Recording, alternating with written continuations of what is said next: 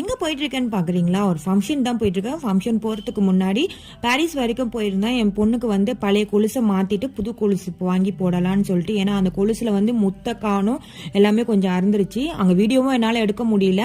ஏன்னா ரொம்ப டைம் ஆயிடுச்சு. ஃபங்க்ஷன் வேறு போகணுன்னு சொல்லிட்டு நான் கிளம்பி வந்துட்டேன்.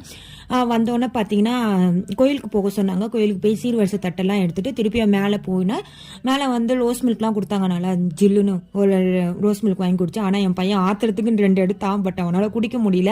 ஏன்னு கேட்டிங்கன்னா அது உள்ள வந்து பாதாம் பிசினி சப்ஜா சீட்ஸ்லாம் இருந்துச்சா, அது அவனுக்கு பிடிக்காது. ஸோ அதை அவன் குடிக்கவே இல்லை. என் பொண்ணும் குடிக்க மாட்டேன்னு சொல்லிட்டா. சரி 2 பேரும் குடிக்கலாம். நான் திருப்பி அந்த 2 கிளாஸை தூக்கி வாயில் ஊற்றிட்டு வந்து நான் அமைதியாக உட்காந்துட்டேன். என் பசங்க 2 பேரும் செம்மையாக டான்ஸ் ஆடினாங்க. ஏன்னா அங்கே டிஜே போட்டுருந்தாங்க. நாங்களும் கிஃப்ட் எல்லாம் கொடுத்துட்டு நாங்கள் சாப்பிட்டு கிளம்பிட்டு.